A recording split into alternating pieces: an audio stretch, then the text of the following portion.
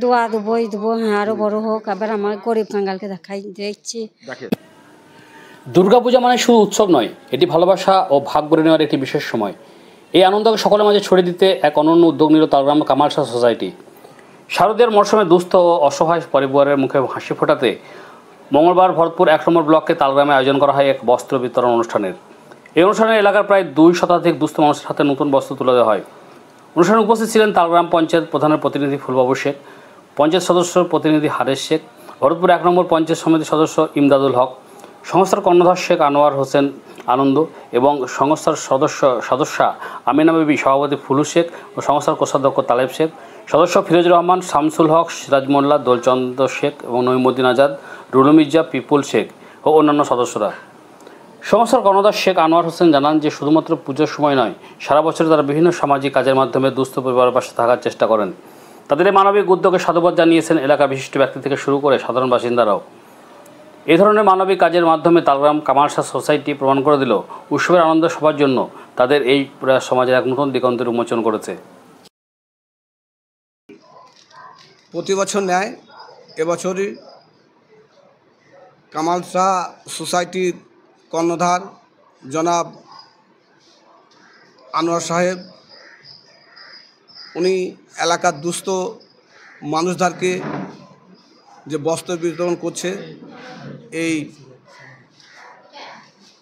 আমাদের বাঙালিদের শ্রেষ্ঠ উৎসব দুর্গাপূজা, তারই পরিপ্রেক্ষিতে এলাকার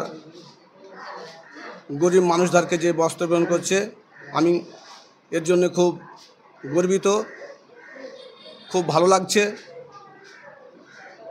আমি আশা রাখব আনন্দ ভাই আরও আগামী দিনে এর থেকে তো ভালোভাবে প্রোগ্রাম করুক।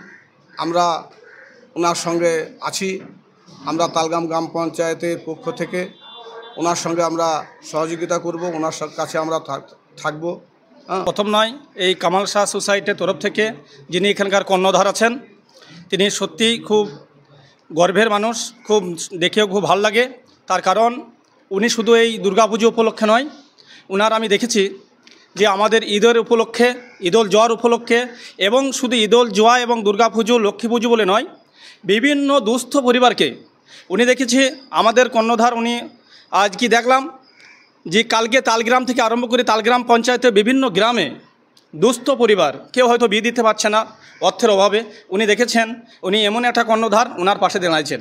আমি অনেকবার দেখেছি আমার স্বর্ণহাটির তরফ থেকে এবং তালগ্রাম পঞ্চায়েতের তরফ থেকে বিভিন্ন গ্রামে তিনি দুস্থ পরিবারের পাশে শুধু বস্ত্র বিতরণ বলে নয়, তিনি অর্থ দিক দিয়েও তিনি হাত বাড়িয়ে দেন। এই যে বন্যা গেল, এই বন্যাতে কি এই সংস্থা পুরো দাঁড়িয়েছে মানুষের পাশে? অবশ্যই বন্যার সময় উনি তালগ্রামের প্রত্যেকটা দুয়ারে দুয়ারে ঘুরেছেন, এবং তালগ্রাম নয়, তালগ্রাম পঞ্চায়েতের বিভিন্ন গ্রামে আমাদেরও উনি কর্ণধার, উনি ফোন করে খবর নিয়েছেন। খুবই ভালো লাগে, উনি সবসময় দুস্থ পরিবারের পাশে থাকেন। আমরা গরিবের পাশে দাঁড়াতে চাই। তাহলে আমার যে সোসাইটি আছে, আমরা বড় লোকের নয়, আমরা গরিবের সোসাইটি। আমরা গরিবের পাশে দাঁড়াই এই কারণ আমাদের ঈদ, বকরিদ, পূজা, কালী পূজা এই বলে নয়, আমরা সব সময় আমরা গরিবের পাশে দাঁড়াই। আমাদের দেখুন, কার ডাক্তার, কার বিয়ে, কার অপারেশন, টোটাল আমাদের ট্রাস্ট বা আমাদের সোসাইটির যে যারা কর্মী বিন্দু যতজন আছেন, ওনারা কিন্তু সঙ্গে সঙ্গে গরিবের বা দস্ত মানুষের পাশে ওরা কিন্তু দাঁড়ায়। যদি তারা কোনো রকম আমার ট্রাস্টের লোক যদি কোনো রকম যদি শুনে বা খবর পায়।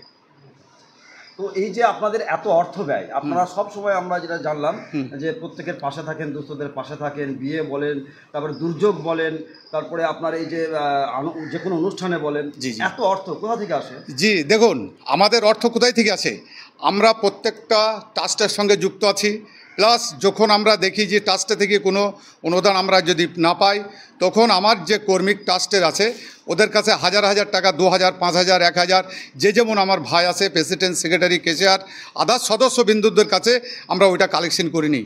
আদার্স আমাদের যে ব্যবসাদার আছে তাদের কাছ থেকেও আমরা কিছু কালেকশন করে সেটাকে আমরা গরিবের পাশে দাঁড়াতে চাই বা গরিবের আমরা মুখে হাসি ফুটাতে চাই।